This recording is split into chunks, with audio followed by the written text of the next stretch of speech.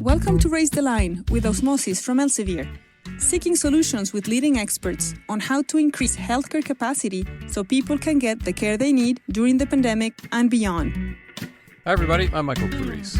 As a new semester gets underway, we wanted to turn our focus to undergraduate medical education to get a sense for how students and academic leaders are faring in this very complicated time to be in that environment. I'm delighted to welcome Dr. Kim Tartaglia to Raise the Line today to be our guide. Dr. Tartaglia is a professor of medicine in the Department of Internal Medicine at the Ohio State University Wexner College of Medicine, where she also serves as academic program director for the College of Medicine's Med 3-year, director of the IMWell program for internal medicine residents, and director of faculty mentorship. She also serves on the Council for Clerkship Directors in Internal Medicine. In addition to internal medicine and pediatrics, she's board certified in health and wellness coaching and lifestyle medicine. Her research interests include undergraduate medical education, performance coaching and mentorship, and physician well-being. And thanks very much for being with us today. Thank you for having me. We have a lot to talk about with all those involvements that you have, but let's start first with learning more about you, what first got you interested in medicine, and then pediatrics. Sure. Yeah. So, I had no experience with healthcare. My parents didn't go to college. No one in my family's in healthcare. So as I was thinking about what to do after high school, I found myself in the guidance counselor's office, sitting there looking at books. And I knew I wanted to be in a helping profession, but I didn't know within that. I knew I liked science. And so I was literally flipping through pages of what does a physical therapist do? And what does that training? What does a social worker do? And what is that training? Had experience as a patient to know what doctors did, but ultimately went to college majoring in biology with the sense that I, was leaning towards medicine and medical school, but really had to go in and do the work of figuring that out and learning more about it. So I think I used college as an exploration time to figure out if medical school was right for me. And I would say 90% of the people that, I went to college with either went to medical school or they went to graduate school. And so not being the creative type that would really thrive in a research, a full research career, I lean towards medical school. And when you're in med school, because a lot of students obviously struggle with this, how did you start to narrow down your options for a specialty? Yeah, so I went to medical school, I think, with a bend towards primary care, thinking family medicine, internal medicine, et cetera. And I met a group of residents that were seemingly to me the most compassionate, very intelligent residents, and they happened to be doing a combined residency in both internal medicine and pediatrics, or med peds for short. And to me, that felt like the best of both worlds. I could get robust training in adult medicine as well as get robust training in pediatric medicine. And like I said, the role modeling that they did, without intention, really showed me that they're the type of physician I aspire to be. And so that was the first time in my career where I felt like I had found my people. And normally somebody with that combo, do they go into family medicine as a practice? No, so you get board certified in both internal medicine and pediatrics, and you have really the full gamut of specialties within internal medicine or pediatrics available to you. Some do want to do outpatient primary care in both fields, and they may work with family medicine doctors, or they may work in a combined practice. Or what I did is I went into hospital medicine, and so I did inpatient care for pediatrics at our local children's hospital, and I did adult care at Ohio State. And so kind of went back and forth from adults and pediatrics throughout the years. Do you enjoy one more than the other? No, I think I enjoy them for different reasons. I won't tell either population group. Yeah. Pediatrics is really refreshing. In the hospital, I tend to have younger patients. It's like a bimodal curve, actually. The types of kids who get hospitalized are the babies and the young toddlers or the adolescents, and they get hospitalized for different reasons. And then when I take care of adults, it's a lot of more complexity, chronic disease, severe illness. And so they use different parts of my brain, they use different parts of my heart. And so I appreciate the opportunity to have that variety. That's a great way to put it. So the other choice in front of med students is whether to go the academic route or not. And you obviously went the academic route. So do you remember what your thinking was about that? And, when did you sort of solidify the sense that that was the right path for you? Yeah, I think there's probably a bias in medical education training towards the academic route. It's what you see. going through residency for the most part. So I was at an academic center for my residency, and so that was what I was surrounded with. And so for me, I think it was kind of like the default mode, especially because I thought that one, being around a robust training environment would help keep me a strong clinician, but it would also give me the opportunity to teach, to do the quality improvement work I loved, and then continue to grow as a professional. And so I was really drawn to that academic um, side of things, although I appreciate just as equally if I had wanted to live in an area where I could really serve the underserved in a private focus. I think that, would be equally fulfilling. But for me, the academic route was available. I think med peds is a little bit of a niche field, and it's not accessible in all geographic areas and in all practice environments. And so one of the places it tends to be more readily available is the Midwest and in academic environments. So I think that's probably also what drew me to staying in academics. So for med students that, have the concern about an academic career where they've got to do clinical practice and research and teach and all of that and worry about how they could juggle and manage it all, what are your secrets to success in that regard? Yeah, I think for healthcare, learners in all areas in medicine and nursing and all the other areas, I think there's what I've learned throughout my career is there's so many different ways to make an impact that there's not one path to success and there's not one path to be impactful. And so for me, clinical research or bench research was not really what sort of drove me. And I was able to find academic opportunities within medical education and educational research, as well as within quality improvement and patient safety research. And so those were the areas that I tended to focus on. They were most meaningful to me. I felt like I had some skills to provide and really was able to develop a career in those areas.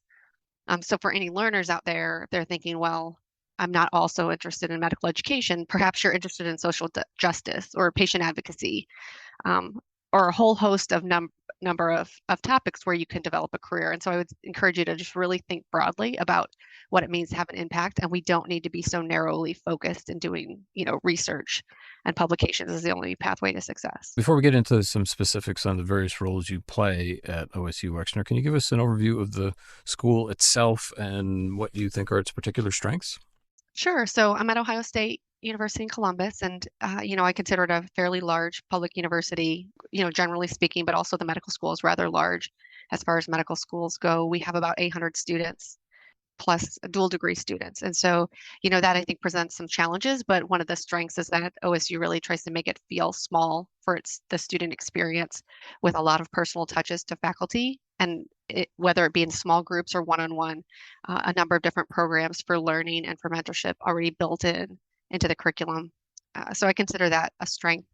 And I also, about 10 years ago, we embarked on a major curriculum revision, at least implemented it, and really shifted the focus from not just 2 years of book learning and then 2 years of clinical learning, but really integrating early clinical learning 6 weeks into the curriculum, integrating service learning through community health projects, through health coaching, and through their preceptorship.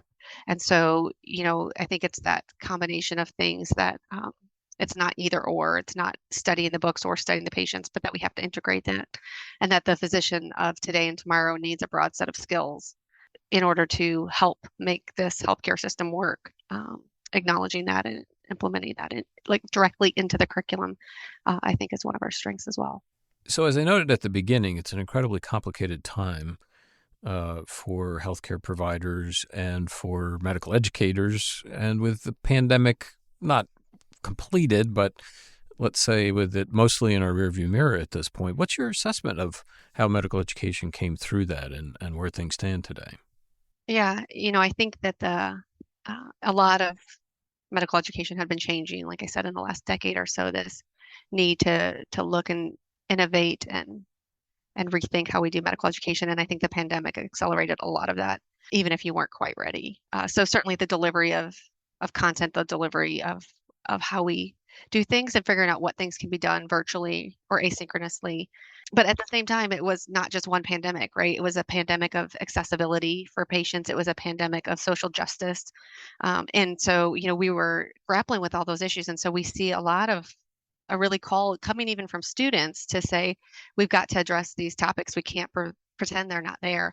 And so really a a new anti-racism task force, social determinants of health, environmental justice, and social justice are, I think, themes that have emerged over the last couple of years since the pandemic started that we've been grappling with how to incorporate them into our curriculum. As you said, there's so much there, and so how can we fit these all in and give the basic science the due that they need, that foundational science component, but realizing that these other topics are also foundational. And so I think we're still grappling with that. There was a nice paper written by Lucy et al.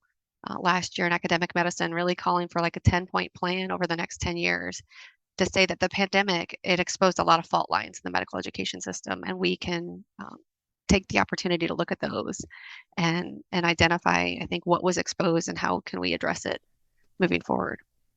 So what are some early steps for addressing that? Because that is a lot to kind of add to the plate. Yeah, I think what we've tried to do is so much of medical education, I think, has been a lot of facts and a lot of faculty being able to present research. And so seeing what we can pare down on the bread and butter, knowing that, concepts are more important than facts. Facts may change, or the details of what we know about them may change. And so where can we leave space for these discussion topics that I think if we don't address these social determinants of health and other topics, if we don't address, then students are left worrying about them and wondering them on their own and spending a lot of energy thinking and learning about them outside of the curriculum. So why not find space for them in the curriculum? And so, we really, with our focus, is to bring more clinical experiences into the first 18 months of our students' curriculum. It also means bringing some foundational sciences back into the clinical part of the curriculum. And so just this week, we're launching a new session on how to care for incarcerated persons, because at Ohio State, we do have people who are incarcerated, and students may be engaging with those patients. And so having a formal curriculum on that is something that we've found some space for. We've also found space for a social determinants of health session. And it's one thing to have it in the first 2 years when you're doing mostly classroom learning and a little bit of patient care, but it's another thing to revisit it when you're seeing patients every day. And we found that the students are very hungry for that type of learning. They don't necessarily need or want another lecture on asthma, and there's other resources where they can refresh. And so perhaps let's have a discussion about, how do we get our patients who have food insecurity healthy food? And so, we're making space for it, and really trying to trim down stuff that maybe we don't need to revisit for the third time. Aside from that bucket of issues that you just outlined, are there other expectations that have changed on the part of students? Are there other things that they're looking for? Yeah, I think that's been brewing for a long time, but students, especially when they get to the clinical part of their training, it feels at times more like a job than school, and struggling with where their places on the clinical teams. Are they a crucial component of that team? Do their supervisors make them feel that way, such that they're engaged and want to be there? Or do they feel like, there's parts of their day that are wasted and they'd rather be spent, studying from a book or studying from their notes? So we are seeing, I think, students just be very more vocal, advocating for themselves and their time, such that, we really have to, I think, be able to justify the time that we're bringing them in to the in-person learning has to be meaningful for them, where they not only are learning, but they feel like they're helpful. And if we can't do that, then we have to rethink, does it make sense to have them in the hospital 6 days a week, mirroring the resident schedules, or was that a relic of previous times that we can rethink? Yeah, speaking of previous times, I'm just wondering, to what extent you think this represents a cultural shift, the idea that instead of just going to med school and following the program, that students, there seems to be more of a two-way street here, more receptivity on the part of the leadership and faculty to what students want, and students also feeling more empowered to speak up about it. Absolutely. I think we have felt that at OSU for the last decade, in part because when we, launched a very innovative, disruptive curriculum, it opened the door for students to give feedback about, what they thought, what innovations they thought were useful and which ones they were questioning. And I think sometimes students are, just want it the way it was, but many students have really embraced it and actually use that to catalyze. And so again, a lot of our initiatives about bias and how we calculate estimated kidney function, for example, in patients of different ethnicities, they are initially student driven. So we are seeing students as like wanting to be partners in their education, very open to not only giving feedback, but coming up with solutions. And so I think that's been a fun part of it. I think the other thing we've been seeing that's a little bit more worrisome is just the level of, I think, burnout and anxiety and depression in students that I think historically we were told, and a study from the late 80s talked about students came to medical school no more burnt out or depressed than the general population, but then they became that way, suggesting that medical school made them that way or contributed to those developments. But I think that students are coming, perhaps the general population is more stressed. Oh, yeah. Yeah, there's much more of that. Or more burnt out than ever before, or or that population is, because it feels like they're coming to us with much less reserve and resilience to deal with problems. And perhaps that's the pandemic impact to some extent, but I do think that's the other thing that we're balancing is that, acknowledging when students are giving feedback, is it coming from a place of anxiety and burnout, or is it coming from a place of an opportunity to be more innovative, to change and to listen to them? I think it'll be a tension we deal with forever, but it's something I've noticed and felt more intensely the last few years. I know you're also concerned about the competition increasing in the med-ed landscape. Tell us more about that. This generation of students coming to us, I think they've had competition to the higher level than any. I am a parent of rather young children, 9 to 13. But as I see them getting into middle school and high school, I see the levels of competition and the expectations put on high school students and university students and beyond. So I think they've come and they're, been living their whole lives this way. And so it's almost second nature to them to be competitive, to worry about every little thing and how it might impact their future career.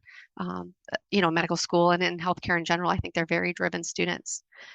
So it's almost like we're at a tipping point where it's maladaptive, or it has been maladaptive, but it comes to a head in medical school. And so, it's pushed medical schools to be more attuned to that, to increase our student affairs presence, to increase our well-being program. But I do think we have to acknowledge that if students are coming to us way more stressed out than they had in previous decades, then adding a little bit of programming here and there is a bit reactive. And I think that, we need to take a look at studying this more rigorously and deciding, that we have to acknowledge there's a difference in medical students of today and healthcare students of today, and to be more proactive in what their needs are and how we can help them get through what could be a very stressful training period. So tell me more about the IMWell program for internal medicine residents. It sounds like that would kind of be along the same lines. Yeah. So it's similar to wellness programs they have in college of medicine for students, but this is geared towards internal medicine residents. So at the graduate medical education level, knowing that residency is a huge increase in stress and work hours and responsibility. Many residents are prone to, feeling burnt out, having anxiety, depression, et cetera. And it's really just really meant to be proactive and explicit in our programming to keep residents well more holistically. So, we do things like we have sessions, to learn about these things, topics about fatigue or substance use, depression, mental health. But we also have social events. We have a couple of retreats coming up for our residents, and they'll have workshops. It's also a place to say, where is the system working for you and where is it not? So when I think about wellness for our residents, I think about there's professional well-being and there's personal well-being, and we could create programming and curricula and opportunities to learn more about that and for individuals to address that. But at the same time, we have to address the system and the culture. And so, for example, lactation spaces in the hospital for residents and women who need a place to do that after they've had a baby, figuring out how we can advocate for them to have a system that works for them so that they can get their work done, not be disruptive to their patient care, yet, continue to pump and feed their baby. And then it's also the culture part of it that, attending physicians won't negatively react when a resident needs to do something like that or needs to take, an hour off to get to a mental health appointment, for example. So, my role is to look at all four of those things and to simultaneously help the program address those. So do you think, and this is probably too broad of a generalization, but that among the older faculty who perhaps were trained in a more stoic culture you just push through and it's all about the work, that they need some education about how to be more flexible and aware of these other dimensions to the student experience. Yeah, no, absolutely. I think they need, residents who I think are in a good space can advocate for themselves very well. And that is a good learning opportunity for those, older faculty who, might acknowledge that it was different when they trained, but they can appreciate that maybe this is a better way. I think we've had a very good response to that. But there's another side for residents or learners who don't feel confident enough, aren't in a good space to advocate for themselves. They need someone to advocate for them. And so that's where, I can step in, or program directors can step in and advocate for them, and be the bridge so that they, if it's going to be a tough conversation with a faculty member who's a little more resistant, the resistance is aimed at me as opposed to the resident who might be struggling. So definitely a lot of education. It's also a lot of positive role modeling, and then, honest conversations when negative role modeling happens. Now, you mentioned mentorship before as a hallmark of OSU Wexner's medical education. Can you talk some more about how you utilize mentorship? And I also know you have a strong interest in coaching, and maybe you could break down the differences between those. Yeah. So I think, coaching and mentorship, they may ultimately have the same outcome, but they're a very different process. And I think both of them, one of the main benefits they provide is that personal connection. So it gets a learner or someone who needs something connected with another person one-on-one. And I think that in and of itself, if it's a well-matched personality-wise and value-wise, and it's a positive relationship, I think that is really, really beneficial for all levels. And a lot of the mentoring I do is for faculty at this point, but we do have mentoring and coaching programs for our residents and our students. I think when I mentor someone, I'm there to provide perhaps some experience, some wisdom, and to help them with something in the system. So, navigating a QI process to get data. For example, when I was mentoring a faculty member the other day, I took on more of a mentorship role, and I could talk her through, these are the steps we have to take. I can help you get access to this. I can help you break down barriers, and be someone to bounce ideas off of. As opposed to when I'm coaching someone, it's really more of a coachee driven process where they're defining, the goals they have, what they're trying to achieve. And I walk them through, how are they going to achieve them? How are they going to address the barriers? What's going to motivate them when they're feeling less motivated? And they're coming up with all the answers. And so I use really quite heavily when we're thinking about behavior change in someone, whether it be professional behavior change or with a patient, kind of a personal behavior change. And so we have programming, and I think the mentorship has really always been there in medicine. The coaching has not always been there. And so that's something we're advocating for at multiple levels.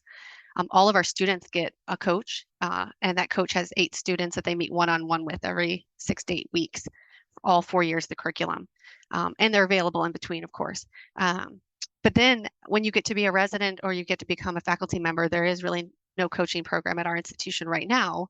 It's what we're working to develop, so that if you need something more of a coach, either a short-term or long-term, that you have access to those opportunities. I noted that one of the other things that you're interested in is lifestyle medicine, and perhaps you could give us a definition of that and also talk about what role that plays in making practicing medicine more enjoyable. Yeah, so lifestyle medicine is a field of medicine that really takes the evidence base behind lifestyle behaviors. They have 6 pillars: nutrition, exercise, sleep, avoidance of risky substances, stress reduction and emotional health, and community. Looking at those 6 pillars and saying, what is the evidence to not only prevent, but also treat and reverse disease? And it's, I think, taking, the field of scientific inquiry that we, should have access to in medicine, but perhaps have not given due attention to, and saying, how powerful are these things in preventing, treating, and reversing disease? So it's, gotten a lot of steam in the last 5 to 10 years. It's not something I knew about, when I was going through my training, or even the first 10 years of my faculty career. But I think it's a really exciting opportunity for us to revisit and get back to the basics. There's a wonderful cartoon that I think of every time I think of lifestyle medicine, and it's 2 men mopping the floor. And if you scan out a little bit, you see that they're mopping the floor because a sink is overflowing and the faucet is turned on full blast. And so lifestyle medicine is going up there and turning off the faucet so that Go upstream. yeah, going upstream exactly to the root cause, turning off the faucet so that while acute care medicine can mop up the floor, lifestyle medicine helps reduce the need to mop up the floor by getting to the root cause. Now, is there a connection between the rise of this and the rise of awareness about social determinants of health? Because it does seem like there's some overlap there. In other words, if you know that nutrition is important, then you got to start asking questions about, okay, what are the obstacles to this patient having a healthier diet? No, I agree. There's a great overlap, and in the American College of Lifestyle Medicine, they have a subgroup called HEAL. I think it's achieving health equity through lifestyle. Essentially, is what it means. But it's acknowledging that you're right, that there is, this structural racism that's in medicine comes from not having access to healthy lifestyle, whether it be green spaces, safe outdoor places to walk or exercise, access to healthy food deserts. Those all, I think, play a role into, the chronic disease burden and how it plays out into, communities of poverty or communities of color. And so, absolutely, I think you can't talk about lifestyle medicine without, connecting them with the social determinants of health.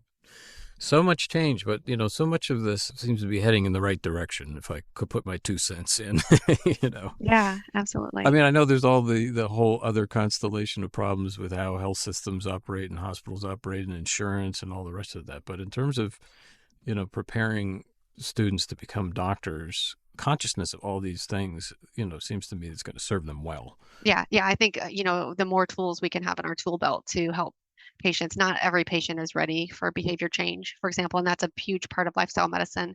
And so until they're ready, we may have to rely on some of our like conventional tools in medicine. But for those who aren't, I'd hate to presume patients aren't ready, and not have the conversation with them about how powerful these things can be. And I think that's the thing that was missing in my education, and I think is still missing in traditional medical education um, is truly the evidence behind this and how powerful they can be.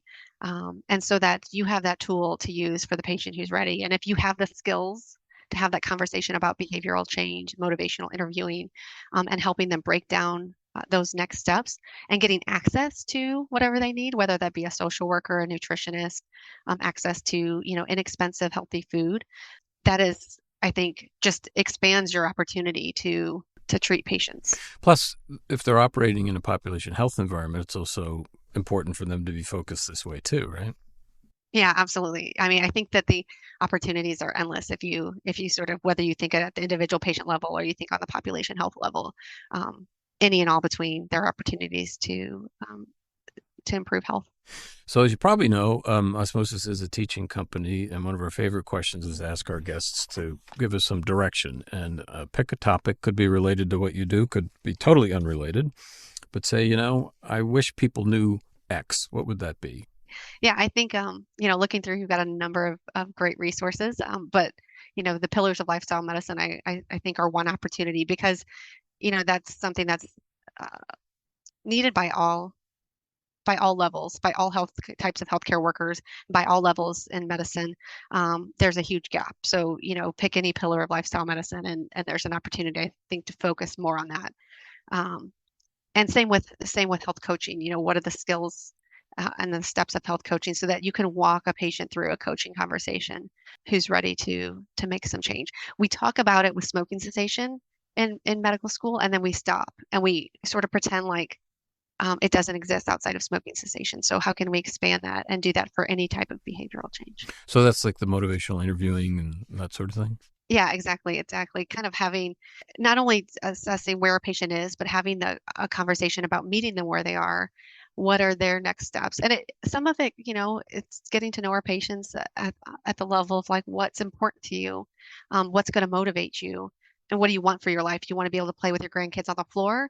Well, right now, that would require some more physical mobility. So it's like, okay, starting there at that vision of what they want, and then walking backwards to say, how do you get there?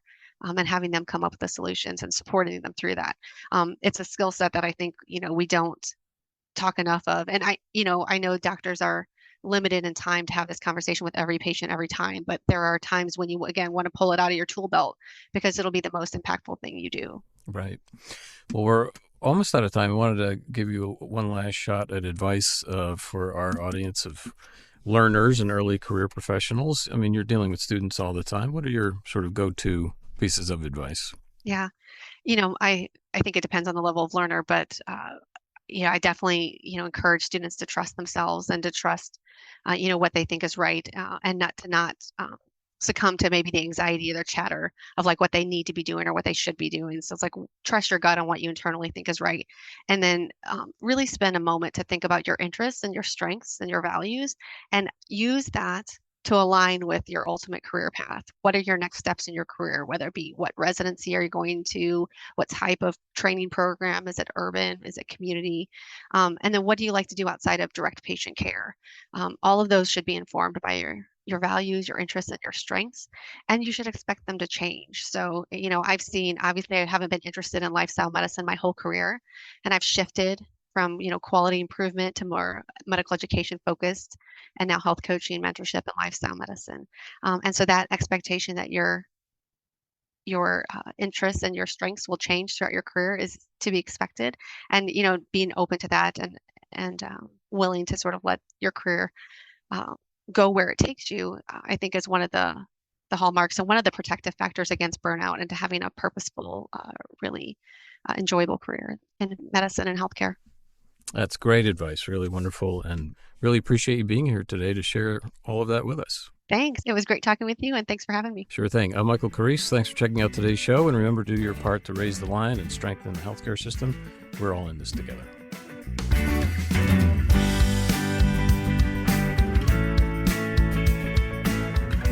If you like this podcast, please share it on your social channels. You can also subscribe to the series and check out all of our episodes at osmosis.org/raisetheline podcast.